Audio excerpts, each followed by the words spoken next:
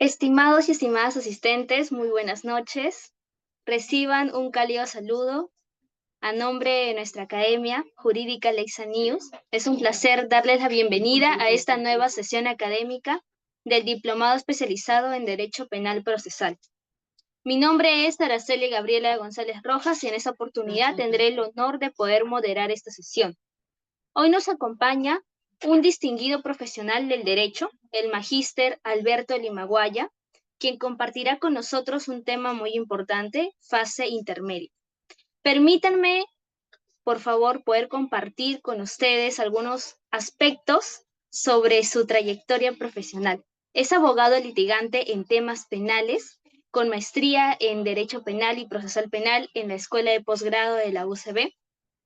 En nombre de nuestra Academia Jurídica Lexa News y de sus fundadores, expresamos nuestro profundo agradecimiento por su presencia el día de hoy. Les recordamos a todos los asistentes que pueden dejar sus preguntas y o comentarios en el chat para poder enriquecer el diálogo. Sin más preámbulos, le damos la palabra a nuestro estimado ponente. Magíster, puede comenzar.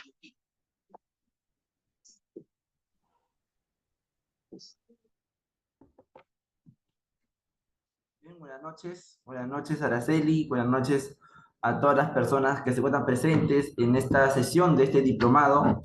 Quien le habla es el abogado Alberto Limaguaya Tapia y estaré a cargo de este tema de la etapa intermedia.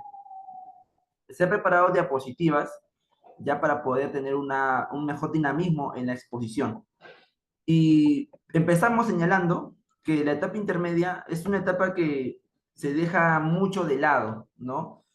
Eh, Jacqueline, ¿qué tal? Buenas noches. La etapa intermedia es una etapa que es relativamente corta, porque una vez que el fiscal decide concluir con la investigación y exponer un sobreseimiento de un caso o el requerimiento acusatorio, el debate que se pueda dar sobre el tema del control de la acusación y posterior control de las pruebas y todo lo demás, se suele dar solamente en uno, dos o a lo mucho tres sesiones, ¿no? En la mayoría de casos solamente en dos sesiones, ¿no? Entonces, son audiencias cortas y que muchos de los abogados no toman interés, ¿no? Y empiezo señalando ello, ¿por qué? Porque tengo a cargo varios casos de juicio oral donde los imputados o acusados vienen a mi despacho para poder asesorar y llevar sus casos. Lo primero que yo pregunto es, y lo primero que un abogado pregunta cuando uno va a asumir un caso es, ¿en qué etapa del proceso van? ¿No? Algunos te saben explicar, otros dicen, no sé, pero creo que ya se va a dar el juicio oral. Y la preocupación de todo abogado defensor es, quiero ver el auto de enjuiciamiento, ¿no? Y la pregunta que yo le planteo a los clientes siempre es, oye, ¿tu abogado presentó alguna prueba? Y en casi todos los casos que tengo, los abogados o no han presentado pruebas o han presentado uno que otro, ¿no? Y digo esto y una llamada de atención a todos los que nos dedicamos a lo que es el derecho penal, porque consideramos que la etapa intermedia es una etapa de un paso, una etapa que hay que pasarlo rápido, cuando es todo lo contrario. La etapa intermedia es una etapa fundamental. Es más, el juicio oral depende de lo que se resuelva en la etapa intermedia. Y si uno asume la defensa de un acusado, si lo ha tenido desde la investigación preparatoria, evidentemente la etapa intermedia viene a ser una etapa importante porque te va a permitir, entre todo lo que vamos a ver el día de hoy, particularmente considero que la etapa intermedia es importantísimo porque te va a permitir ofrecer medios de prueba. Ahora, en el juicio oral, estimados doctores, en el juicio oral solamente, ¿ya? Solamente se va a debatir cuestiones, afirmaciones, proposiciones fácticas, ¿no? Pero es en la etapa intermedia donde las partes procesales deben de ofrecer el material probatorio pertinente que deba ser actuado en el juicio oral. Y esto lo digo porque el día viernes estuve en una audiencia y, por ejemplo, en este caso siempre ocurren muchas cosas interesantes en el litigio, pero particularmente me interesa contarles una pequeña anécdota y ya ustedes eh, podrán tener su propio razonamiento, ¿no? ¿Qué es lo que ocurrió? Audiencia de juicio oral, el delito era de robo agravado, ya el caso parece ser, fue un caso en flagrancia delictiva, por lo menos así lo postula el Ministerio Público, ¿no? Yo soy abogado de uno de los acusados. ¿Qué ocurre? Y también comparto esa anécdota porque también permite hablar de otros temas como técnicas de litigación, ¿ya? La fiscal pregunta al serenazgo, al sereno, que había intervenido al imputado, ¿no? Y le señala, dígame sus características y demás preguntas. Entre las características que le menciona el sereno, le dice que era un alto, delgado, y el otro, porque son dos, el otro era más o menos ya mayor, ¿no? Esta descripción gaseosa de las personas. Y aquí ocurre algo muy importante. En ese interrogatorio que realiza el Ministerio Público, casi ya al finalizar sus preguntas, dice, cuando ya preguntó dónde, cuándo, de qué manera, cómo los intervino, usted observó, no observó, ya le preguntó todo eso, estamos en juicio oral, audiencia virtual, donde ustedes se imaginarán, tenemos ahí 3 jueces con cámara prendida, ambos, todos estos jueces debidamente con terno y la cinta, tenemos a la fiscal con terno y con cinta, al abogado defensor de la misma manera, y a los acusados, obviamente no están con terno, sino están con un polo, con vivirí, y están echados muchas veces ocurre esto, están echados en la cama, están en un sillón, o están en su trabajo, y puede ser que uno, como es el caso que le estoy contando, esté recluido en el penal, ¿no? Esté recluido en el penal. ¿Y qué ocurre? La fiscal le señala al sereno, le dice, señor, usted, de todas las personas que estamos conectadas en esta sesión virtual, ¿usted reconoce al acusado? Obviamente nosotros hemos objetado esta posibilidad, evidentemente, pero aquí viene algo importante. Primero la pregunta, ¿se puede hacer reconocimiento de personas en la etapa de juicio oral, en el interrogatorio? A ustedes, si son abogados o son estudiantes, yo creo que les debe de interesar, porque al inicio, como abogados litigantes, dudo que puedan ver casos de corrupción de funcionarios de manera directa, ¿no? Usualmente van a empezar con delitos de lesiones, de delitos de hurto, ¿no? Entonces, y ustedes ya son capacitados, están en diplomados, saben de técnicas de litigación, una cosa es con guitarra, otra con cajón, seguramente ya saben cómo hacer objeciones, preguntas de interrogatorio, contrainterrogatorio, refrescamiento de memoria, visa contradicción, y todas las técnicas que ustedes ya conocen, están en pleno juicio oral y la fiscal le señala al sereno, si dice, señor sereno, de todas las personas que estamos conectadas, porque todos estamos con cámara prendida, ¿usted reconoce al acusado? Objeción, señor magistrado, ¿no? ¿Qué les pasa? Si les pasa eso a ustedes en la etapa de juicio oral, ¿cómo es que salen de esa pretensión por parte del Ministerio Público? Ahora, si ustedes por temor, si ustedes por temor no objetan, ¿qué es lo que va a ocurrir? Tengo a todas las personas, jueces y fiscales, jueces y abogados, con terno. A la única persona que está con cámara prendida son dos. Uno que está echado en su cama viendo, el desarrollo del juicio oral y uno en el penal, con un policía al costado. La pregunta es, ¿usted reconoce al acusado? Si ustedes por temor de pronto no ponen una pausa o no objetan, no se oponen, lo que va a señalar el serenaco va a decir, sí lo reconozco, ese que está ahí. Porque es el único, ¿no es cierto? Evidentemente nosotros objetamos la pregunta y señalamos que no es posible hacer reconocimiento de personas en el juicio oral. No es posible. Ojo, estimados doctores, si el reconocimiento es un arma muy importante por el fiscal, más aún si estamos en el juicio oral, porque es una sindicación directa. Si él dice yo lo he visto y es la persona que está con nombre tal, ¿qué van a hacer ustedes? Más allá que los otros testigos puedan haber dicho que no, que yo no he visto, que me contaron, testigos de referencia, entre otros, la sindicación de un testigo de manera directa prácticamente es una sentencia. Si ustedes no tienen los argumentos necesarios para poder oponerse a estas actividades que puede realizar el Ministerio Público con dolo o sin dolo, ¿ya? Les va a ir muy mal en ese caso. Pueden haber hecho todo bien, habiendo preparado su teoría del caso, buenos alegatos de apertura, pero si dejan pasar este tipo de cosas, mueren. Dos cuestiones pequeñas. Primero, no se puede hacer reconocimiento de personas en el juicio oral, ¿ya? Así que si les pasa, ustedes tienen toda la posibilidad de oponerse y argumentar. La pregunta es por qué no se puede hacer. Primero, porque el reconocimiento de personas, ¿qué pasa si el juez lo permite? Te opones. Por acá me están haciendo preguntas también. ¿Qué pasa si el fiscal hace reconocimiento de personas? Tú te opones, el juez declara infundada la oposición, fiscal, por favor, proceda a hacer reconocimiento de personas. ¿No? Dejas tu constancia y procedes a interponer una nulidad. ¿Ya? Una nulidad, porque no estamos hablando de una pregunta de pronto que haya sido sugestiva y la hayan realizado en el interrogatorio, que creo que no justificaría una nulidad. ¿Ya? ¿Ok? La respuesta es por qué no se puede hacer reconocimiento de personas en el juicio oral. Primero, porque el reconocimiento de personas es un acto de investigación y no un acto de prueba. En el juicio oral vamos a constatar lo que previamente ya se investigó. Vamos a acreditar nuestras afirmaciones fácticas, nuestras proposiciones fácticas. No vamos a averiguar qué es lo que ha ocurrido. Entonces ustedes dirán, ¿y cuándo se debió hacer?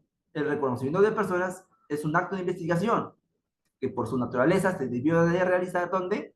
En la etapa de investigación preparatoria, ¿no es cierto? En primer lugar, una vez que se realiza en la etapa de investigación preparatoria el reconocimiento de personas, este reconocimiento de personas se fundamenta en un acta.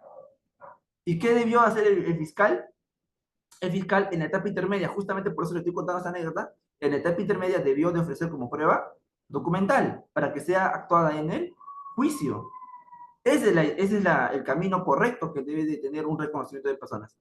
Y por otro lado, ustedes sabrán que el reconocimiento de personas tiene pues ciertos pasos. Primero requiere, ¿qué cosa? ¿Qué se requiere a la persona que va a reconocer a alguien? Una descripción detallada de la persona. Color de piel, con textura, si tiene tatuajes, si de pronto tiene alguna cicatriz, ¿no es cierto? ¿Qué otras descripciones detalladas pueda dar? Y segundo, que una vez cuando la persona que va a reconocer haya dado una información detallada de la persona a la que pretende reconocer, se le tiene que poner a la vista acompañado con otras personas más de aspecto exterior o aspectos semejantes. Y entre estas 5 personas, preguntarle a la persona que está reconociendo si es que en ellas se encuentra la persona que usted señala como el acusado, ¿no? El diputado, si estamos en etapa de investigación. Ese es el itinerario. Esos son los pasos que se tienen que seguir, ¿no es cierto? La pregunta es, todo esto se puede realizar en el juicio oral? Evidentemente que no. Por eso es muy importante no solamente leer el código, si algo les puedo decir más allá de lo que se pueda exponer en este diplomado, y ahora compartimos las diapositivas, más allá de que uno pueda comprarse un código, leer jurisprudencia, también es importante conocer las experiencias que tienen los abogados, ¿no? Comparto con ustedes un consejo. Hay dos formas de aprender en la vida, y esto aplica también para el derecho. Se aprende en cabeza ajena y en cabeza propia. Cuando tú te toque litigar, seguramente vas a tener tus propias experiencias, ¿no? Pero es importante también que tú puedas aprender de lo que le ocurre a otros abogados. Cuando yo tengo tiempo libre, usualmente lo que hago es entrar a la plataforma de TikTok, porque algunos abogados también comparten sus audiencias de juicio oral, juicio, tutela, control, lo comparten. Y a veces ocurre temas tan interesantes que particularmente sí me quedo por lo menos viendo, ¿no? Porque en ese escenario puede ocurrir alguna problemática que quizás todavía no ha sido objeto de pronunciamiento en la Corte Suprema, ¿correcto? Entonces es importante. Ahora, también es importante la etapa intermedia por lo siguiente. Justamente el día de ayer estuve entrevistándome con un cliente y acabamos de asumir la defensa de un caso de tráfico de influencias. La pregunta del millón que se le hace al cliente es, ¿su abogado ha presentado algo en la etapa intermedia Y la respuesta que te dan siempre, o casi siempre, es, doctor, no, mi abogado ha estado mal asesorado y no ha presentado absolutamente nada. Evidentemente nosotros nos hemos apersonado al caso, solicitamos las copias y nos importa principalmente, porque es un caso de juicio oral, nos importa principalmente el auto de enjuiciamiento. Si ustedes saben qué cosa es un auto de enjuiciamiento, bienvenido, excelente.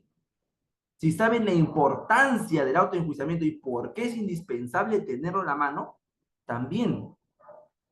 Yo no puedo asumir un caso de juicio oral si no tengo el auto de enjuiciamiento. ¿Y quién emite el auto de enjuiciamiento?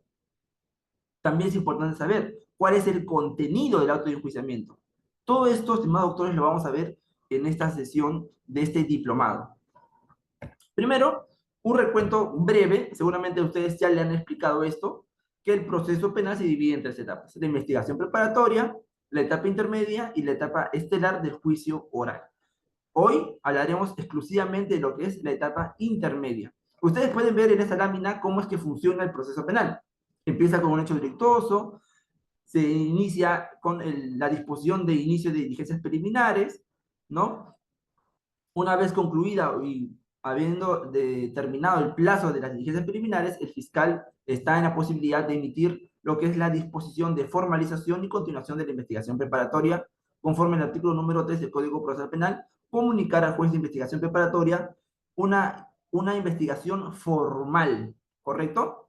¿Cuál es la consecuencia de la disposición de formalización? Que el fiscal pierde autonomía, ¿correcto? Para poder archivar un caso, lo que no ocurre en las diligencias preliminares, porque en las diligencias preliminares el fiscal está facultado para archivar un caso de manera unilateral, es decir, no comunicarle a nadie, salvo que el agraviado interponga el recurso de elevación de actuados.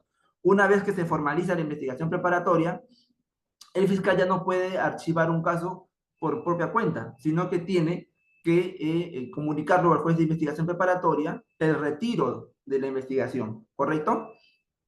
Una vez que inicia la investigación preparatoria, este también tiene un plazo. Es posible realizar la prórroga, y correcto, la prórroga en los casos simples de manera automática, casos complejos y organización criminal, requiere una audiencia de prórroga de plazo de la investigación preparatoria, lo cual puede ser objeto de oposición de fondo o de forma por parte de los abogados defensores. Una vez que termina, estamos simplemente un recuento, una vez que termina la etapa de investigación preparatoria, el fiscal emite otra disposición importantísima, que es la disposición de conclusión de la investigación preparatoria. Es decir, doy fin a la etapa de investigación preparatoria. A partir de ahí en adelante, yo ya no puedo hacer ningún acto de investigación, ¿correcto? En toda esta etapa de investigación preparatoria, el abogado defensor tiene la posibilidad, por ejemplo, de excluir material probatorio a través de una tutela de derechos, posibilidad de controlar el plazo y, según su estrategia, teoría del caso, puede solicitar la realización de actos de investigación, ¿correcto? Lo que se ocurre con la tutela de derechos es que primero hay que solicitarle al juez, al fiscal, ¿no es cierto? Exponerle la vulneración y qué cosa propones tú para poder sanear el proceso, ¿ya? Un ejemplo sencillo es la solicitud de copias, ¿no? Tú, cuando te personas, pides copias, el fiscal no te entrega, haces tu reiterativo, tampoco te lo remite, recién vas al juez de investigación preparatoria vía tutela de derechos, ¿correcto? Ahora, el plazo. Ahí es un tema importante y bonito porque a la fiscalía se le ocurre ciertas figuras bien interesantes, ¿no? Por ejemplo, la prórroga del plazo. Esta figura, la prórroga del plazo de las diligencias preliminares. La pregunta que yo les planteo, ¿es posible solicitar la prórroga del plazo de las diligencias preliminares? ¿No? Si a ustedes les llega esta disposición de prórroga del plazo de las diligencias preliminares, ¿se oponen o no se oponen? Y segundo, esta otra figura también interesantísima que Fiscalía va creando, ¿ya? No está plasmado, no hay amparo legal, pero Fiscalía siempre se le ocurre cosas interesantes como ampliación extraordinario del plazo de las diligencias preliminares. Es decir, ya culminando todo el plazo de las diligencias preliminares, extraordinariamente, dice, dispongo ampliar el plazo por 30 días más, por 20 días más. Existe esa figura, hay un amparo legal para ello, ustedes puedan absolver esa pregunta. Ahora, Si usted, según su teoría del caso, es indispensable realizar una pericia, es indispensable de pronto hacer que comparezca ciertos testigos, tú como abogado defensor debes de solicitar al fiscal la realización de actos de investigación, ¿correcto? Precisando su utilidad, conducencia y pertinencia, ¿no? Entiéndase por conducencia el amparo legal que posibilita la incorporación de medios de prueba. La pertinencia es en relación a que este testigo va a dar información respecto a los hechos que son objeto de investigación, y la utilidad es decir, aquello que se espera, ¿correcto?, de este declarante, ¿ya? Si cumple con todos estos requisitos, efectivamente puedes tú solicitar al fiscal la realización de ciertos actos de investigación. ¿Qué ocurre si el fiscal, por ejemplo, te dice no al lugar a lo solicitado por el abogado defensor? Lo que tú puedes hacer como abogado defensor es solicitar al juez de investigación preparatoria la audiencia de procedencia de actos de investigación. Todas estas figuras, el llamado autores, son audiencias previas que se dan en etapa intermedia. Un abogado que sepa todo este armamento que puede tener o que el Código Procesal Penal le otorga para ejercer su defensa de manera activa y correcta, va a tener un mejor control del proceso. Una vez que el fiscal emite la disposición de conclusión, termina la etapa de investigación preparatoria y da inicio a lo que es la etapa intermedia, como ustedes pueden ver, ¿no? Una vez que el fiscal emite esta disposición, tiene un plazo, ¿correcto? Tiene un plazo para decidir si emite el requerimiento de sobreseimiento o si emite el requerimiento acusatorio, ¿correcto? La pregunta es, ¿qué es el requerimiento de sobreseimiento o cuándo se interpone? ¿Puede el fiscal, puede el abogado defensor, puede el abogado defensor solicitar el sobreseimiento? ¿Cuáles son los acápites que te permiten a ti, como abogado defensor, poder postular un sobreseimiento? ¿No? Si el fiscal decide retirar la acusación por un sobreseimiento, ¿cuáles son los requisitos que debe de tener? ¿O qué cosa debió de haber agotado? Ustedes saben que hay muchos casos de corrupción y a veces los fiscales de pronto, digamos que reciban algún donativo de parte de un acusado, ¿no? Puede retirar la acusación a través de un sobreseimiento. Y esto es algo, una decisión propia del fiscal, es objeto de control por el juez de investigación preparatoria. ¿Quién se puede oponer a al sobreseimiento? ¿Qué ocurre si el juez de investigación preparatoria no está de acuerdo con el sobreseimiento? ¿Qué más? Respecto a la acusación. Una vez notificada la acusación, ¿qué es lo que debo de realizar? A ustedes, seguramente que están acostumbrados o les gusta lo que es entrar a lo que son diplomados, cursos de especialización. Seguramente ya conocen que en etapa intermedia, una vez notificada con el requerimiento acusatorio, el abogado defensor puede hacer control formal, material y probatorio, ¿no? Pero claro, ustedes eso lo saben, pero créanme que conozco a muchos abogados que no lo saben. De pronto son abogados civilistas que ahora quieren emprender un poco en lo que son casos penales, ¿no es cierto? Entonces no saben qué tipo de actividades puede realizar el abogado defensor en la etapa de intermedia, ¿no? Y más allá de un control formal, que también es importante, lo más importante también es saber qué medios de prueba voy a ofrecer, ¿no? ¿Qué pruebas voy a ofrecer en esta etapa intermedia? Y todo esto responde efectivamente a la teoría del caso que el abogado haya elegido, ¿correcto? Una vez que se realiza el control de la acusación formal, material y probatorio, que lo vamos a ver ahora más detenidamente, recién al finalizar se emite el auto de enjuiciamiento. ¿Qué cosa debe tener el auto de enjuiciamiento? La norma te dice que debe de tener ciertos contenidos bajo sanción de nulidad, ¿correcto? Bien, ahora sí, habiendo hecho un recuento y un resumen, una vez que se emite, para no dejarlo de lado, esta etapa tan bonita del juicio oral, es una vez emitido el auto de enjuiciamiento, este es notificado al juez de juzgamiento para que emita la primera resolución tan importante que hay en el juicio oral, es decir, la resolución de citación a inicio de juicio oral, ¿correcto? Muy bien. Ahora sí, vayamos de todo este recuento que lo hemos hecho en menos de 3 minutos de todas las etapas del proceso penal. Empecemos con el sobreseimiento. La pregunta que les planteo: es, ¿qué es el sobreseimiento? Cuando era estudiante, cuando era estudiante, me hablaban del sobreseimiento y siempre tenía esas dudas yo, ¿no? ¿Qué cosa es el sobreseimiento? ¿Para qué se utiliza? ¿Cuándo yo postulo un sobreseimiento? ¿Correcto? Muy bien. Vamos a verlo ahora esto. No se preocupen. La casación 181-2011 Tumbes nos da un alcance de lo que es el sobreseimiento. Vamos a leer un pequeño fragmento porque en su fundamento séptimo nos señala lo siguiente, que entendemos por sobreseimiento aquella figura jurídica mediante el cual el órgano jurisdiccional, es decir, el juez de investigación preparatoria, que conoce un proceso, da por concluida su tramitación.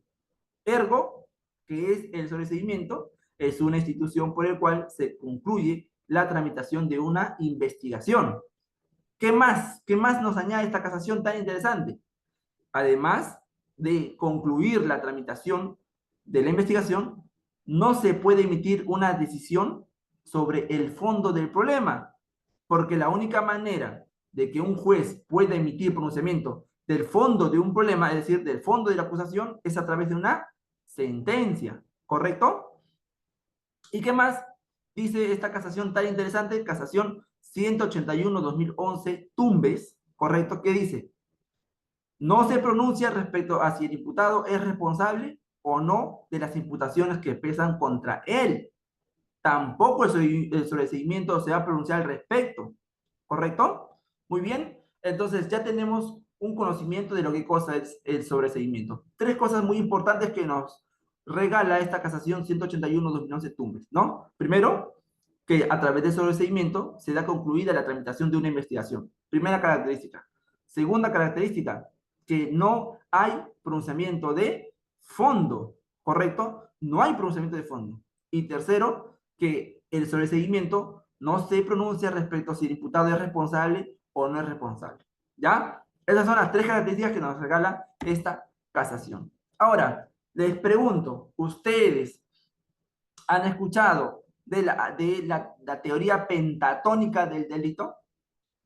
¿Alguien sabe? Una pregunta que me hicieron cuando llegué al Ministerio Público es, ¿qué cosa es el delito? Siempre lo suelo contar. ¿Qué cosa es el delito? ¿No? ¿Y ustedes han escuchado hablar de lo que es la teoría pentatónica del delito? ¿O qué debe de tener un delito para un hecho para que sea considerado delito? A ustedes que les gusta teoría de delito deben saber mínimamente qué cosa es un delito o cuándo estamos frente a un delito, ¿no? Te cuento. La teoría pentatónica señala que el delito pues tiene ciertas características o ciertos componentes, ¿no? Muy bien, acá Héctor nos señala lo siguiente. Doctor dice que la teoría pentatónica señala que un hecho para que sea considerado delito tiene que tener ciertas características. Primero, que se trate de una acción, efectivamente, ¿no? Tiene que haber una acción, ¿no? ¿Qué más? ¿Qué más nos dice? Primero, una acción con relevancia penal. Correcto, muy bien. Acá también nos están participando muy bien. La acción y que esta acción sea típica, es decir, que se pueda subsumir en uno de los delitos del Código Penal, de todo este catálogo, ¿no es cierto? Tipicidad, que sea típica, ¿no? ¿Qué más? Que sea antijurídica, que sea culpable y que sea punible. Excelente, Héctor, excelente, Manuel, también. La pregunta que yo le señalo ahora, esta teoría pentatónica tan excelente, ¿ya? ¿Dónde se encuentra regulado? ¿Cuál es el amparo legal? Si es que en algún momento nos preguntan, ¿no? Tú que eres penalista, ¿dónde está regulado esto de la teoría pentatónica? ¿O es que solamente es doctrina? ¿No? De alguna manera, nuestro Código Procesal Penal lo regula en el artículo 344 del Código Procesal Penal. Si ustedes ven los supuestos que pueden dar acápite, ¿correcto? Que pueden dar acápite respecto al sobreseimiento, es decir, a través del cual yo puedo solicitar un sobreseimiento, dice el 344, el primer presupuesto que es que el hecho objeto de la causa no se realizó, justamente, ¿no es cierto? Es lo que nos dijo Héctor. Primero, doctor, se tiene que revisar la acción. Y claro, el artículo 344 señala que el hecho va a proceder el sobreseimiento cuando el hecho de objeto de la causa no se realizó, es decir, la acción, ¿no es cierto? O no se realizó o realizándose no se le puede atribuir al imputado, ¿no? ¿Correcto? Muy bien. ¿Qué más? Otro supuesto para el sobreseimiento, aparte que el hecho objeto de la causa no se realizó y no se puede atribuir al imputado, ¿cuál es? Que exista una conducta, bueno, es una conducta humana, claro está. ¿Qué más? ¿Qué más nos dijo Héctor? Aparte de la acción dice que sea típica, ¿correcto? Por eso es que el sobreseimiento en el segundo supuesto señala, va a proceder el sobreseimiento cuando el hecho imputado no es típico, ¿correcto? Es decir, hablamos de la tipicidad ahí. ¿Ah? ¿Qué más nos dijo Héctor? Que la conducta sea antijurídica, es decir, que no concurra a una causa de justificación, ¿no es cierto? Entonces el sobreseimiento también se interpone, dice ahí, cuando el hecho imputado no es típico o concurre una causa de justificación. Si concurre una causa de justificación, entonces la conducta no es antijurídica, ¿no? ¿Correcto? Muy bien. ¿Qué más? Dice, ocurre también, procede el sobreseimiento cuando exista culpabilidad, ¿no es cierto? Concurra una causa de justificación, una causa de culpabilidad, dice, o de no punibilidad, ¿correcto? Ahí ustedes, estimados autores, pueden ver la teoría pentatónica en el artículo 344 del Código Procesal Penal. ¿Ah? Muy bien. ¿Es lo único? ¿Es la única manera de poder solicitar un sobreseimiento? ¿No es cierto? ¿O, no es, o es posible otras formas?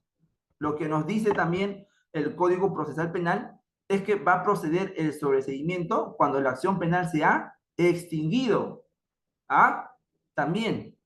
Y el último supuesto para el sobreseimiento es que no exista, dice, no exista razonablemente la posibilidad de incorporar nuevos datos a la investigación o no haya elementos de convicción suficientes para solicitar fundadamente el enjuiciamiento del imputado.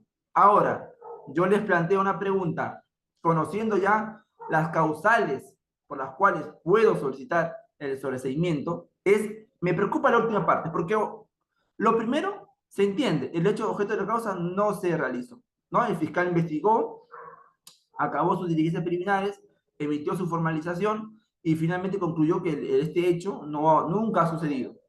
Luego concluye que sí sucedió, pero no puedo atribuirle a la persona a la que yo he estado investigando, ¿correcto? Y lo demás, este literal D dice, no existe razonablemente la posibilidad de incorporar nuevos datos de la investigación.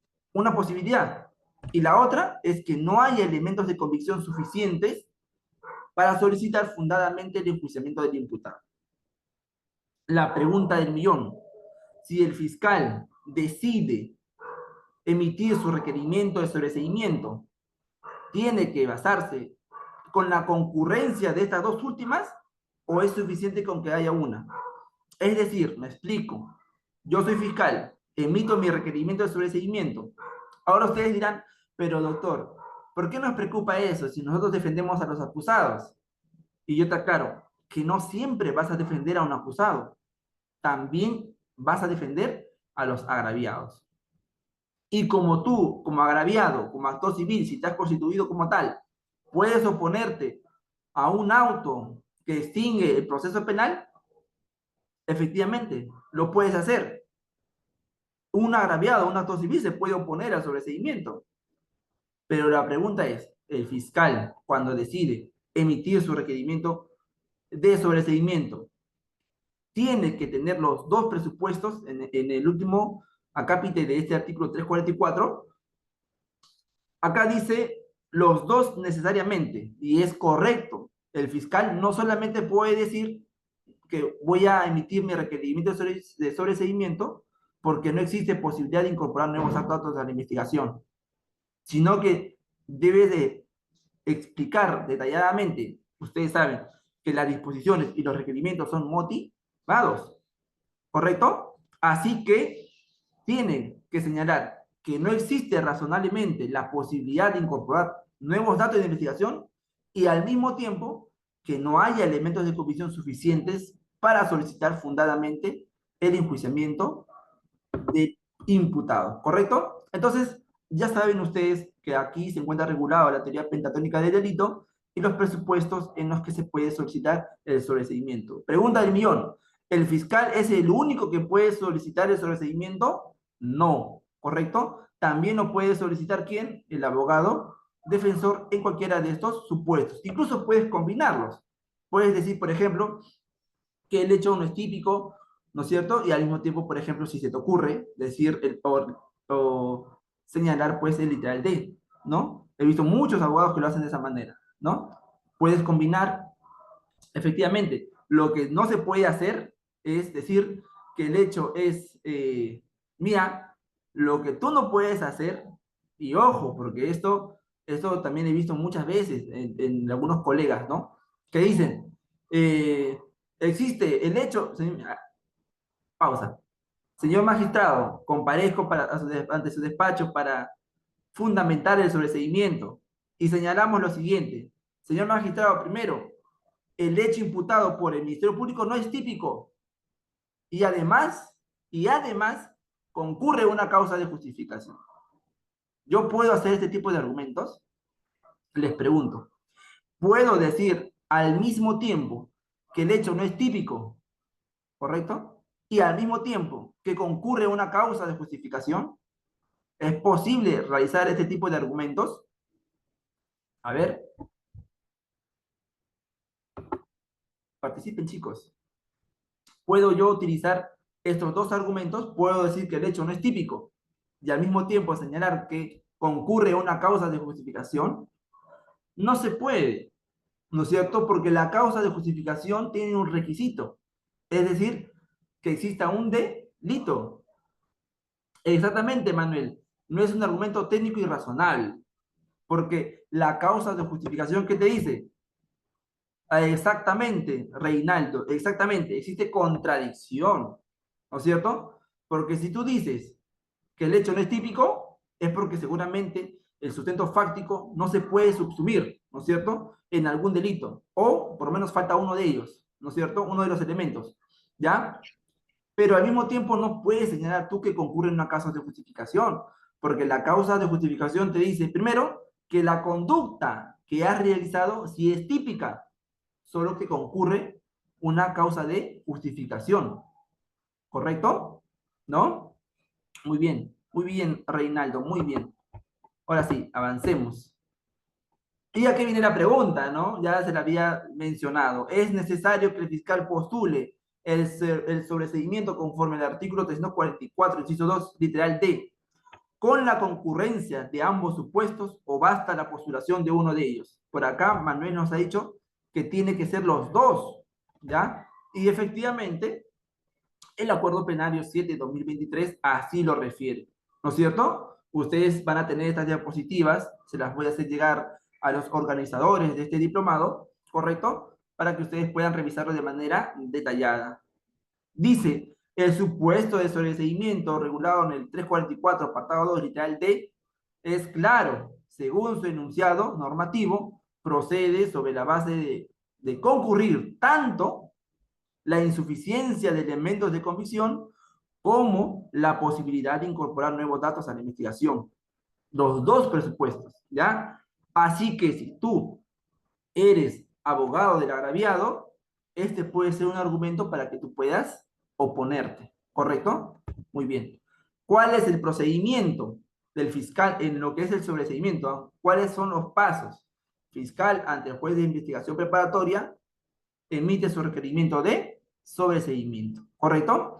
Este requerimiento de sobreseimiento, conforme al 345, inciso 1 del Código Procesal Penal, es puesto en conocimiento a todas las partes procesales por el plazo de 10 días.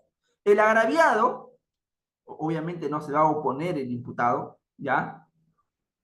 Tendría que estar loco para decir, oye, no, sígueme investigando. Cuando el agraviado o el actor civil se opone al requerimiento de sobreseimiento, dice además que debe, dice, presentar su oposición por el mismo plazo establecido y a su vez pedir que se realicen actos de investigación adicionales, ¿ya? debe de decir, me opongo a lo que es el requerimiento de sobreseimiento, explicar los motivos y también señalar que el fiscal pudo haber realizado ciertos actos de investigación que tú solicitas que se realice al juez de investigación preparatoria. ¿Correcto? Muy bien. Ese es el procedimiento. ¿Ya? Pregunta. ¿Se puede controlar el plazo de la resolución que resuelve el requerimiento de sobreseimiento? ¿Ya? Ahí dice, el plazo para resolver el requerimiento de sobreseimiento, artículo 345, control del requerimiento de sobreseimiento y audiencias de control de sobreseimiento. Dice el apartado cuarto, entre el requerimiento de sobreseimiento, ¿da? Y la audiencia que lo resuelve, no puede transcurrir más de 30 días. ¿Ah? Y en casos complejos, entre el requerimiento de sobreseimiento y su resolución respectiva, casos complejos y crimen organizado, no puede exceder los 60 días bajo responsabilidad. ¿Ah? No quiere decir que se declare nulo, ¿ya? Sino bajo responsabilidad. Bien, ¿qué más tenemos acá? ¿Qué sucede si el juez declara infundado el requerimiento de sobreseimiento? ¿Qué ocurre si el fiscal, luego de exponer el requerimiento de sobreseimiento, el juez no esté de acuerdo, ¿no? El juez va a decir, no sé, señor fiscal, esto me huele raro, ¿no? No me ha convencido sus argumentos para el sobreseimiento. ¿Ah? ¿Qué ocurre después? El juez eleva en auto que expresa las razones de su fallo, ¿no? Lo eleva al fiscal superior. Y conforme al artículo 364, inciso 1 del Código Procesal Penal, el fiscal superior tiene dos posibilidades. ¿Ah? Dos posibilidades. Ratificar el requerimiento, ratificar el requerimiento de sobreseimiento o corregirlo, es decir, rectificar, ¿no? O lo ratifico o lo rectifico. ¿Ya? Si el fiscal superior está de acuerdo con el requerimiento de sobreseimiento, le hará saber al juez, señor juez, este despacho fiscal superior está de acuerdo con el fiscal provincial que emitió el requerimiento de sobreseimiento.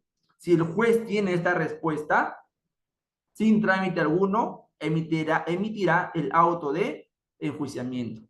¿Correcto? Pero si el fiscal superior revisa el requerimiento de sobreseimiento y dice, claro, pues, acá no hay razones para pedir el requerimiento de sobreseimiento, ¿no? Para mí que aquí hay algo, que hay gato encerrado. Yo, fiscal superior, ordeno que otro fiscal formule la acusación, ¿ya? Ese es el procedimiento que se da cuando el juez no está de acuerdo, ¿correcto? O declara infundado el requerimiento de sobreseimiento, ¿no? Muy bien. Dice, ¿qué sucede si el juez de investigación preparatoria declara fundada la oposición? ¿No? Es decir, ya no es que solamente él no esté de acuerdo, porque eso lo puede hacer incluso de oficio. El juez no es que tú emites el requerimiento de sobreseimiento y como no hay oposición, entonces ya yo automáticamente emito el auto de sobreseimiento. Eso no es así, ¿no? Puede pasar también que el agraviado se oponga, como lo hemos expuesto, ¿no? Se opone, ¿correcto? El 346 dice lo siguiente, el juez de investigación preparatoria, en el supuesto del numeral 2 del artículo anterior, si lo considera admisible y fundado, la oposición, correcto, formulada por las partes, específicamente el agraviado, dice, dispondrá la realización de una investigación suplementaria, indicando dos cosas, el plazo y las diligencias que el fiscal debe de realizar. ¿Correcto? Entonces aquí nos ponemos a pensar otras preguntas más interesantes. El juez de investigación preparatoria puede disponer de oficio una investigación suplementaria. ¿Qué pasaría si ustedes están en audiencia de etapa intermedia? ¿Correcto? Están en audiencia de etapa intermedia y el juez dice, momento, yo me voy a oponer, ¿correcto? No es que no esté de acuerdo, ¿eh? Si yo no estoy de acuerdo, yo lo elevo al fiscal superior. Si yo me opongo, es decir, no, señor fiscal, usted no puede en este caso emitir el requerimiento sobre el seguimiento, ¿ya? Así que de oficio usted va a realizar una investigación suplementaria. Esto es posible, ¿ah? Es posible que el juez haga este tipo de actos y si lo hace, ¿qué es lo que van a hacer ustedes en este momento? Recuerden, estimados doctores, recuerden que cuando uno está en audiencia, esto es rápido, se corre traslado. Es más, si el juez de oficio ordena que el fiscal realice una investigación suplementaria, ¿en qué momento te vas a oponer? ¿No es cierto? Si eres defensor del acusado, claro está. Usted, señor juez, no puede de oficio exigir al fiscal que realice una investigación suplementaria. ¿Cuál es el amparo legal? ¿Por qué te opones? ¿No es cierto? O simplemente no dices nada, ¿no? A veces por miedo no nos oponemos o por desconocimiento, ¿no? ¿Qué tal a malogro? Dicen algunos abogados, ¿no? Pero justamente para evitar ese tipo de cosas es que se realizan estos diplomados, ¿no? Entonces la pregunta es, ¿el juez de investigación preparatoria puede de oficio disponer una investigación suplementaria? La casación 186-2018 Amazonas nos dice lo siguiente. Por otra parte, el juez dice no puede ordenar una investigación suplementaria de oficio, ya que si no comparte la oposición del fiscal, la ley ha previsto que mediante un auto eleve las actuaciones al fiscal superior para que ratifique o rectifique lo solicitado por el fiscal provincial. Pero usted, señor juez, no puede, correcto, de oficio, ordenar a un fiscal que haga una investigación suplementaria. Si usted no está de acuerdo, elévelo al fiscal superior, ¿ya? Ahí les dejo esta casación para que ustedes puedan revisarla de manera detallada. ¿Qué más tenemos, doctores? El juez de investigación preparatoria puede ordenar actos de investigación distintos a los propuestos en la oposición por el actor civil. Ya, el juez te va a decir, ok, ya, no puedo yo de oficio, ya, no puedo yo de oficio disponer una investigación suplementaria. Pero lo que sí puedo hacer es que como el agraviado, ¿correcto? El agraviado se ha opuesto, ¿correcto? Y ha señalado 3 actos de investigación, yo de oficio te digo que aparte de esos 3, realices 2 más. En total, 5 actos de investigación, ¿correcto? Esto es posible, ustedes, abogados o estudiantes, lo único que les falta es la medalla nada más. Les pregunto, ¿es posible que el juez de investigación preparatoria pueda ordenar actos de investigación distintos a los propuestos por la oposición del actor civil o del agraviado? De oficio puede decir, aparte de los señalados por el actor civil, haz estos 2 más. ¿Es posible eso? ¿Ustedes se opondrían? ¿O simplemente no decimos nada y a ver qué pasa, pues, ¿no? ¿Qué nos dice la casación? En la misma casación también, 186-2018 Amazonas, nos dice, de acuerdo con el inciso 5 del 346, ¿ya? Exactamente, Manuel nos dice que no se puede realizar actos de investigación de oficio aparte de los propuestos por el actor civil, porque usted, señor juez, ya dejaría de ser imparcial, ¿correcto? Muy bien, Manuel. ¿Qué nos dice esta casación tan interesante? Si el juez de investigación preparatoria considera admisible y fundada la oposición del actor civil, dispone la realización de una investigación suplementaria, en la cual indica 2 cosas, el plazo y las diligencias que el fiscal debe de realizar. Punto seguido. El actor civil debe señalar los actos de investigación que se realizarán e indicar su objeto. De modo que, y aquí viene lo más importante, ¿ah? El juez solo podrá ordenar a aquellos que efectivamente el actor civil ha propuesto y no otros de oficio. Es decir, usted, señor juez de investigación preparatoria, no puede señalar de oficio otros actos de investigación distintos a los que ha señalado el actor civil, porque estaría en duda su imparcialidad. Casación 186-2018, Amazonas. ¿Ya? Otra pregunta. Otra pregunta. El fiscal puede realizar, como yo no puedo de oficio ordenarle al fiscal que realice actos de investigación distintos a los que ha señalado el actor civil, como el fiscal es mi amigo, yo le digo, señor fiscal, tú sí puedes hacer actos de investigación distintos a los que yo te he ordenado, porque tú eres el que conduce la investigación. Hazte estos dos actos de investigación y yo lo voy a admitir. La pregunta que yo les planteo ahora, las preguntas que yo les planteo ahora, ¿el fiscal puede realizar actos de investigación distintos a los dispuestos por el juez de investigación preparatoria?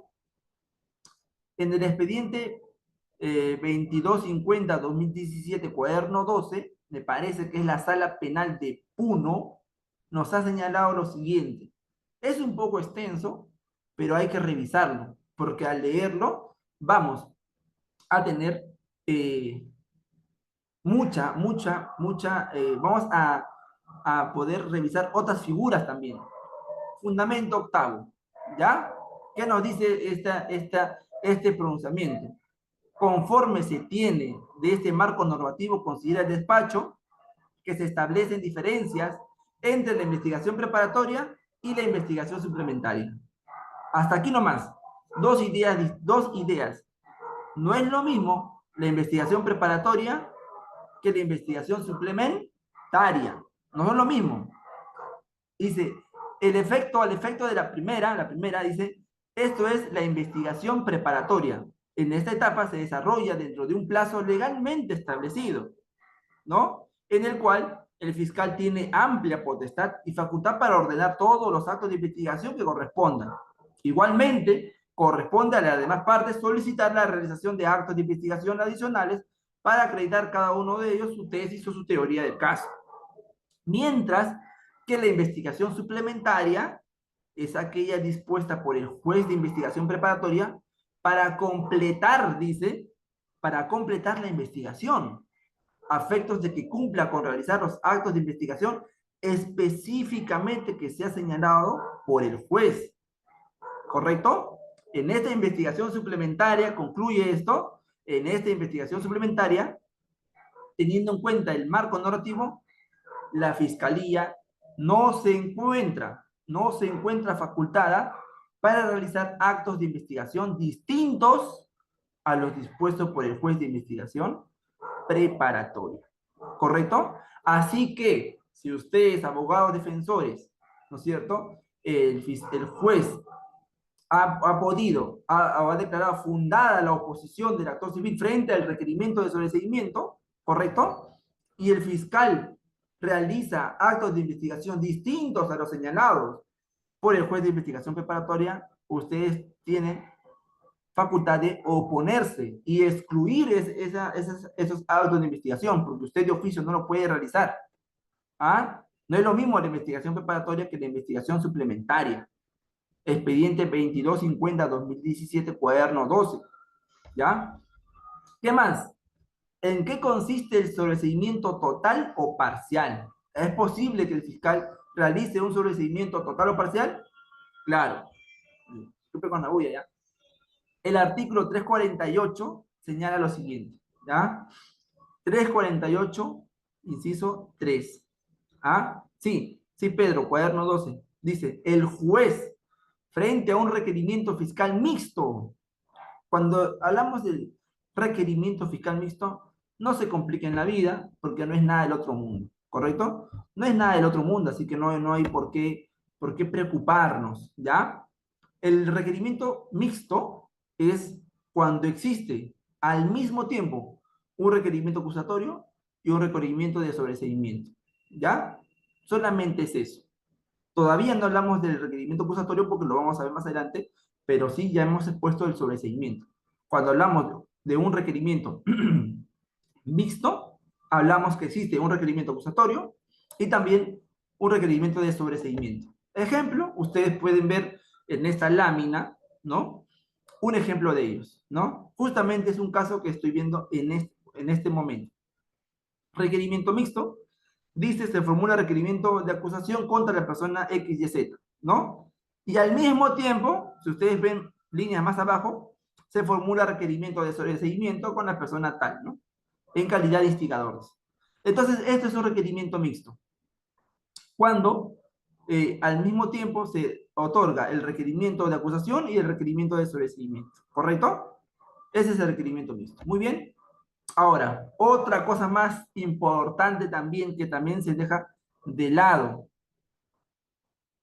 Si se emite el auto de sobreseimiento, ¿cómo queda la reparación civil? El actor civil puede o se puede seguir debatiendo la reparación civil a pesar que se ha puesto fin a la persecución penal, como en este caso con el auto de sobreseimiento. Es posible. Yo les cuento una anécdota chiquitita nada más, porque es parte del litigio, ¿ya? Una de mis primeras audiencias, ustedes sabrán que siempre uno cuando tiene una audiencia, ya más o menos está preparado para lo que va a hablar, ¿no?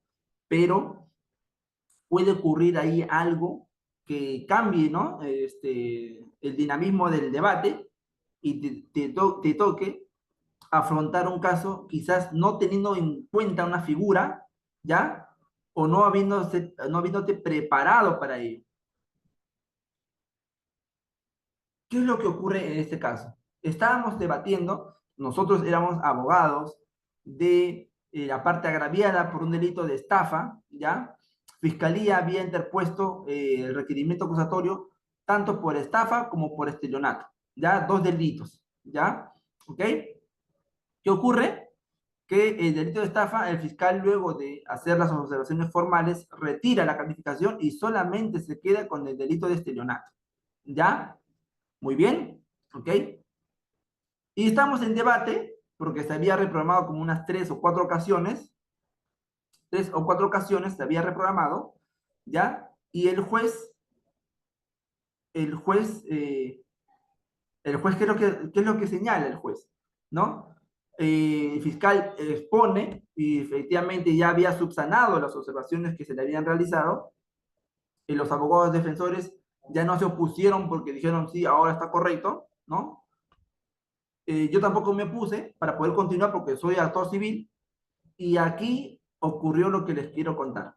El juez de etapa intermedia dijo, a ver, doctores, es cierto que ya se ha superado la acusación, ahora sí se cuenta con una acusación, pero ocurre un problema.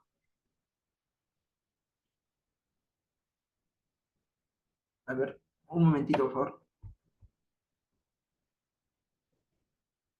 Ya. Eh, ¿Qué pasa, no? El juez de etapa intermedia dice lo siguiente, y aquí viene esta anécdota. Doctores, fiscalía, abogado defensor y actor civil, este caso ya ha prescrito. Y todos nos quedamos, pero oye, y nadie se había dado cuenta. ¿Ah? Porque yo estoy concentrado en postular mis medios probatorios porque soy actor civil. Mis medios probatorios para poder debatir en juicio oral de reparación civil, pues es lo que me interesa, ¿no es cierto? ¿Correcto? Un momentito. ¿Ya? A ver, los abogados defensores, porque eran dos acusados, los abogados defensores estaban listos para poder postular sus medios probatorios y irnos a juicio, ¿no es cierto? Y el fiscal también lo mismo. El fiscal, por su parte, ya había subsanado la acusación y estábamos listos para debatir todo lo que corresponde a prueba y pasar a juicio oral. Pero el juez nos dice, este caso ya prescrito. Todos nos quedamos paralizados y efectivamente nos habíamos concentrado en un punto y nos habíamos olvidado de la prescripción. Se corre traslado Ministerio Público. ¿Qué puede decir el Ministerio Público? El caso prescribió. No me opongo, dice, ¿no? Abogados defensores, obviamente no se van a poner, ¿no? Abogados defensores, no hay ninguna oposición, señor magistrado. Y me corre el traslado a mí. ¿Ah? Una de mis primeras audiencias. Yo inmediatamente reviso la prescripción, veo de qué año, porque cuando somos agraviados, yo ya no pienso en la prescripción, ¿no? Lo que yo hago más bien es debatir el tema de la reparación civil. Como les había señalado al inicio, no siempre vamos a defender a un acusado, sino también a los agraviados, ¿no es cierto? En este caso, un delito de estafa, ¿no? Estelionato por la venta de un vehículo, ¿no? ¿Y qué pasa? Abogado, abogado de actor civil, ¿alguna oposición? Y es la pregunta que me hacen a mí, ¿no es cierto? Y yo reviso, saco la calculadora, inmediatamente veo, ya había prescrito. Me agarró frío y me dijo, a ver, actor civil, ninguna oposición, señor magistrado. Muy bien, no habiendo ninguna oposición, vamos a emitir la resolución, ¿no? Emiten la resolución y ahora viene lo siguiente, ¿y cómo queda la reparación civil? Es la pregunta que yo les planteo. ¿Es posible fijar la reparación civil incluso luego de haberse dispuesto el auto de sobreseimiento? El juez nos dijo, a ver, señor abogado, eh, la resolución, Ministerio Público, conforme, abogado defensor, conforme. Usted, abogado de actor civil, yo también tengo que estar conforme, pues, ¿no? Si ya prescribió, ¿qué voy a hacer? El tiempo ya hizo su efecto. Conforme. Bien, hasta ahí ya todos se pueden retirar, ¿no es cierto? Porque ya está el auto de enjuiciamiento, perdón, el auto de sobreseimiento. Ahora el tema es, ¿y la reparación civil? Soy magistrado, respecto a la reparación civil, cierto, cierto, sí. Bueno, y habiéndose declarado ya la resolución y no habiendo ninguna parte procesal que se haya opuesto a esta resolución, estamos por consentida. Pregunta, señor abogado de actor civil, ¿usted va a continuar con su propósito de reparación civil? Sí, señor magistrado. Bien, fundamente. Y es claro que yo lo estoy contando como anécdota, pero una cosa es estar detrás de la pantalla, ¿no? Como asistente, como espectador, y otra cosa muy distinta es ser el abogado que tenga que sustentar, ¿no? Sustente, señor abogado. Sustento mi escrito de la reparación civil. Felizmente, miren, doctores, felizmente en mi escrito de precisión de reparación civil, había al mismo tiempo postulado los medios probatorios. Y digo felizmente porque usualmente lo que hace el actor civil es eh, poder acaparar todos los medios probatorios ofrecidos por el Ministerio Público, pero ya dispuso el auto de sobreseimiento, ¿no? Felizmente yo he tenido todos los medios probatorios propuestos en mi escrito, así que procedí a fundamentarlo, ¿no? Procedí a fundamentarlo. Y esto era por un delito de estelionato por una venta de un vehículo, ¿no? Que finalmente nunca hubo el traspaso notarial, ¿no?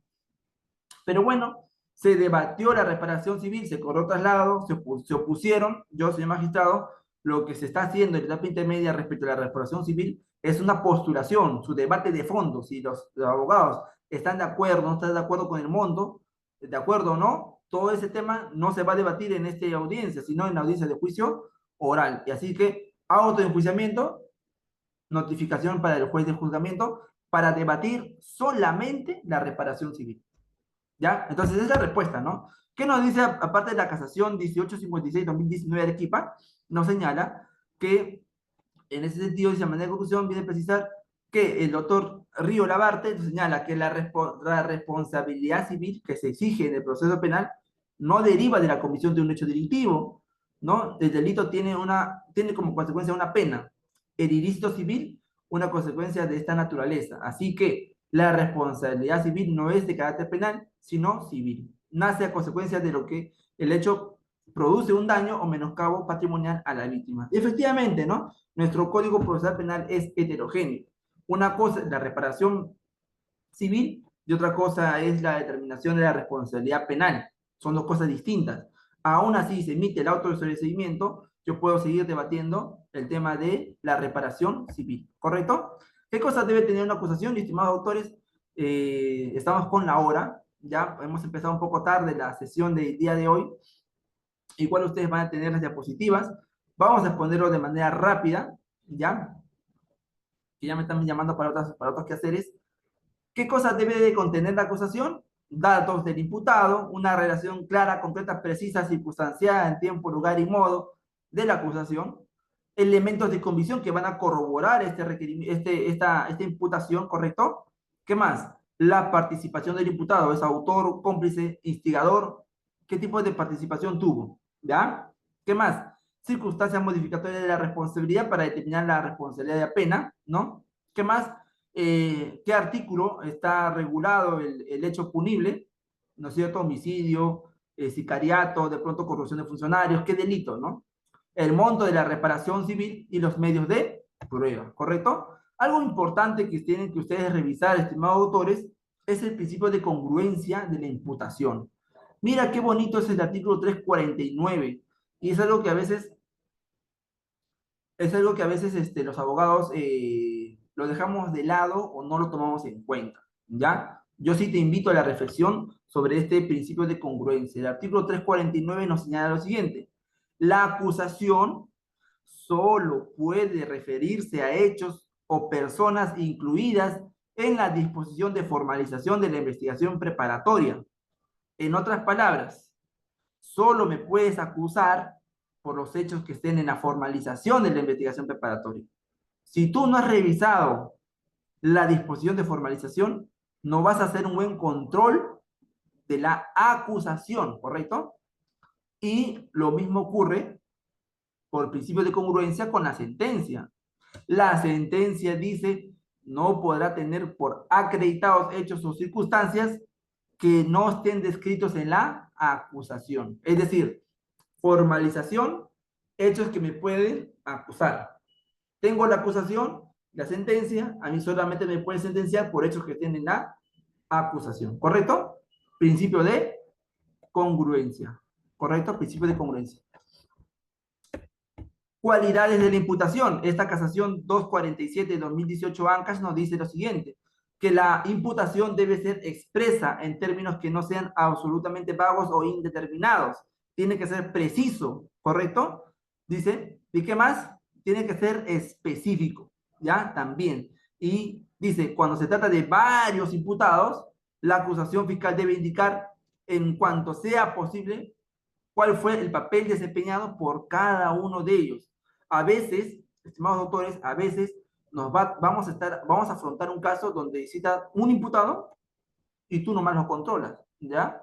Pero no siempre va a ser así. A veces vas a encontrar dos imputados, tres, cuatro, cinco, una organización criminal que puede tener un número de acusados grande, ¿ya?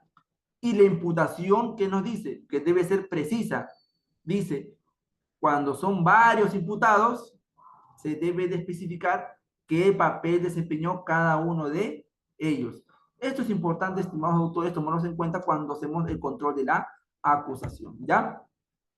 Dice, la acusación será notificada a los demás sujetos procesales una vez que ustedes recepcionan el requerimiento acusatorio, tienen el plazo de 10 días para realizar lo siguiente: observaciones formales, ¿correcto? Y si no estás de acuerdo por ciertos errores en el requerimiento, puedes solicitar su corrección, ¿ya? Puedes postular excepciones, principalmente la excepción de improcedencia de acción, ¿correcto?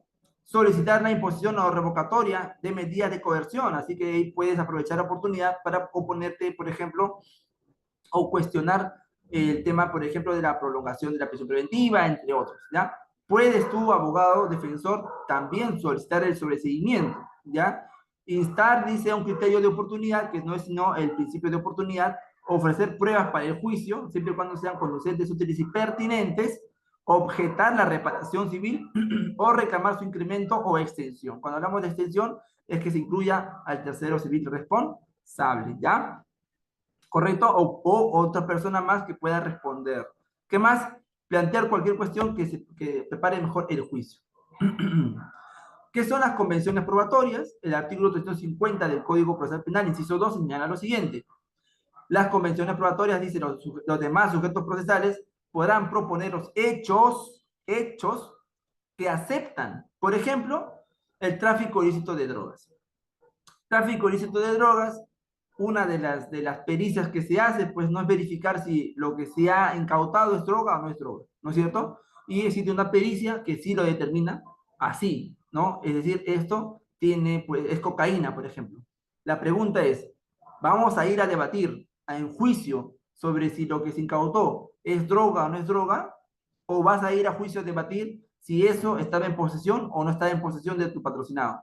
Si tú vas a debatir exclusivamente si lo tenía él o no en su poder al momento de la intervención, deberías de, por lo menos, postular una convención probatoria respecto a lo que es el contenido o la sustancia química que se le ha encontrado. Es cocaína, ¿no es cierto?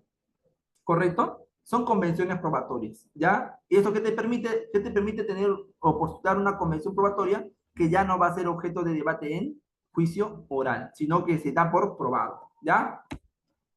¿Ok? ¿Está bien? Una vez que, a ver, 351, audiencia preliminar.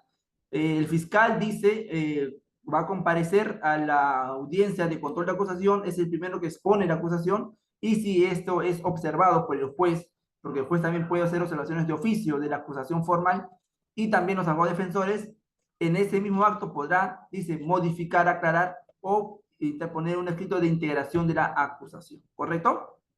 Si en caso no se pueda subsanar de manera inmediata, ¿no? Se suspenderá por 5 días para que el fiscal pueda corregir, ¿correcto? Este requerimiento acusatorio, ¿ya? ¿Qué más? ¿El auto de enjuiciamiento es recurrible? Claro que sí.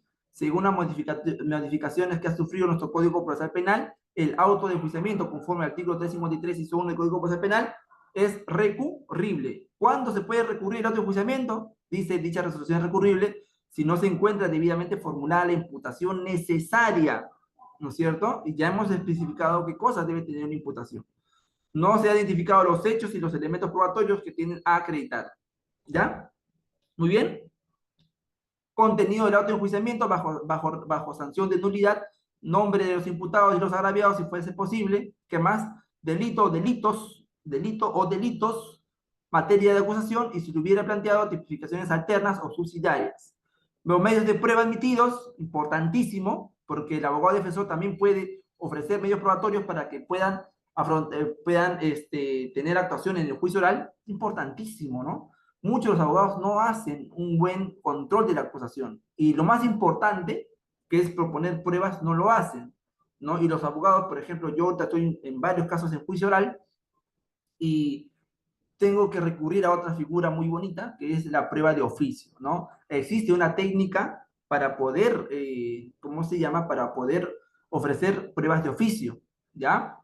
Bueno, ya será eso en otra oportunidad porque esto es juicio oral. Ya hoy solamente hablamos de etapa intermedia, pero es importante, todo está tan conectado que hablar de lo uno necesariamente implica hablar de la otra etapa. ¿Qué más? La indicación de las partes constituidas en la causa. Hay acto civil, hay tercero civil, todo eso tiene que especificarse, ¿correcto? ¿Y qué más? Y se va a dar la orden de comunicar al juez de juzgamiento para que inicie el juicio oral. Ustedes, estimados autores, quiero que termine esta sesión señalando que en la etapa intermedia hay 3 tipos de control. Control formal respecto a los componentes que debe tener el artículo 349 que regula la acusación, control formal. Control sustancial, ustedes van a poder interponer algunas excepciones, principios de oportunidad, sobreseimiento y demás que nos otorga la norma, pero más importante es el ofrecimiento de pruebas, ¿correcto? Muy bien.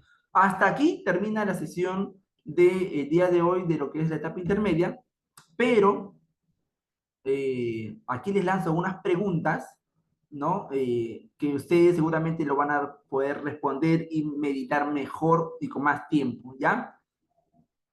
Les ha pasado, a mí sí me ha pasado, justamente me ha pasado, por eso es que yo redacté un artículo publicado en LP Pasión por el Derecho. ¿Qué pasa? Dice, el actor civil no precisó su pretensión civil en la etapa intermedia.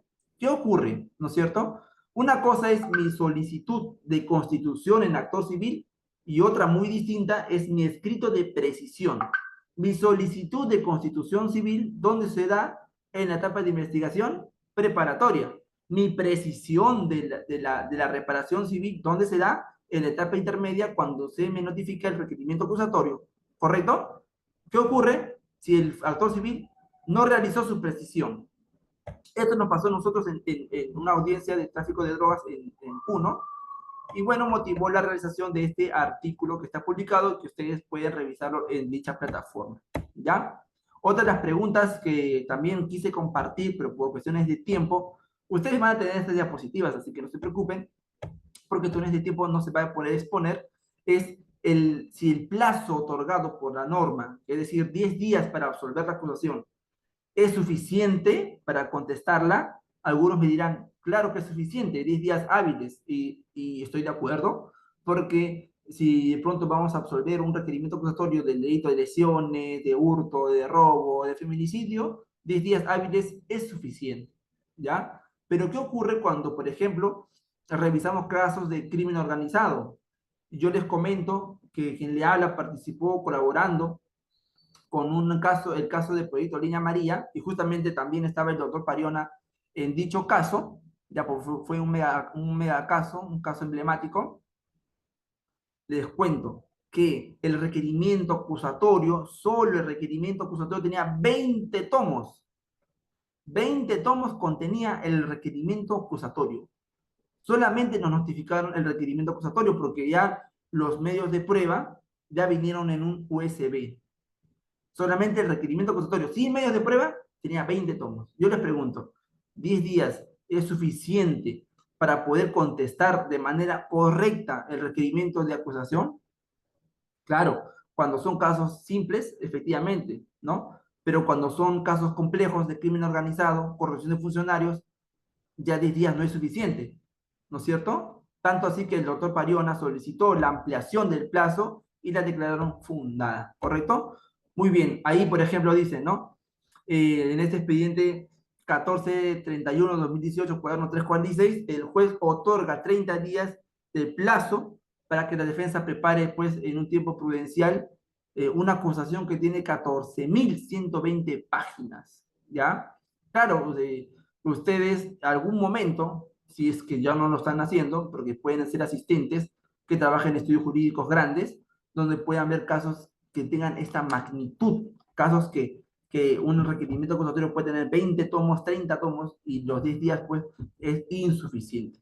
Bien, estimados doctores, conmigo será hasta una siguiente oportunidad. Estaba preparada la sesión de 8 a 9, nos hemos ido hasta 9 y media, ya me están convocando para hacer otras cosas. Igual, las diapositivas están con ustedes, espero que haya sido de agrado. A la serie, por favor, si escribiera algunas palabras para poder ya pasar a otras actividades. Sí, antes de culminar, estaba programada las preguntas, la ronda de preguntas. Eh, entonces, usted me dice, doctor, para que se pueda aperturar Yo la creo ronda que, de preguntas. yo creo que los tenemos que reservar porque me están Sí, llamando, ¿no? sí, sí, Y está bien. también queda, pues, ¿no? Como una suerte de hacer otra conferencia para poder darnos más tiempo, ¿sí? Bien. Bien. Entonces, antes de culminar, solamente serían las palabras finales, por favor, del magíster. Ok. Primero, Araceli, agradecerte por estar presente. Efectivamente, son los organizadores. Sé el esfuerzo que implica realizar este tipo de actividades. Yo también en algún momento, cuando estaba como estudiante, tenía mi página donde cual exponía solito, incluso solamente con dos personitas nada más escuchándome. Y uno hace un esfuerzo abismal, ¿no? Para poder hacer ese tipo de eventos.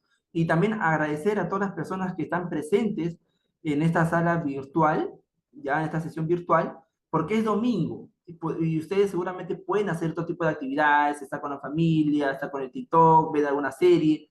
Sin embargo, se han tomado el tiempo de estar presentes en esta sesión y eso dice mucho de ustedes. Sigan estudiando, sigan leyendo, sigan participando en diplomados, en cursos, porque como les repito, no solo va a ser que ya van a leer el código y ya está.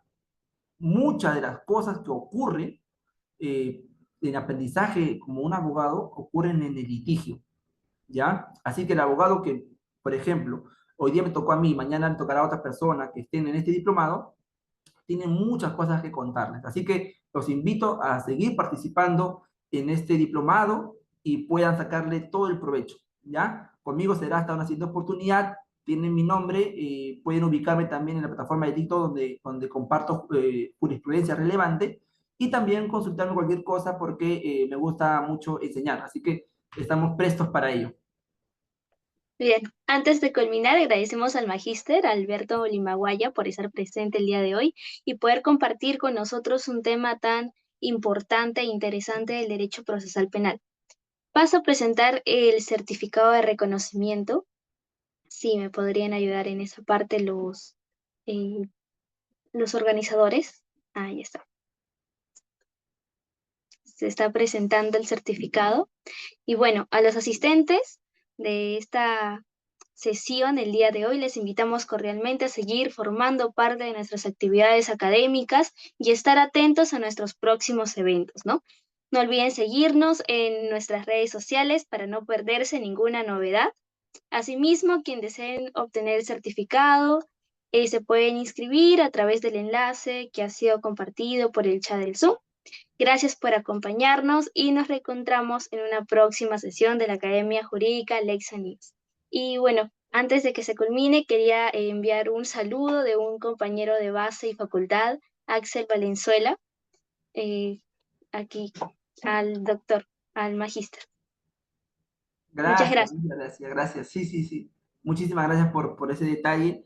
Y nada, sigan participando. Igual, aplaudo las labores que realizan porque ayuda mucho, ayuda muchísimo. Conmigo será hasta una siguiente oportunidad y nada, estamos ahí prestos para cualquier actividad. Muchas gracias.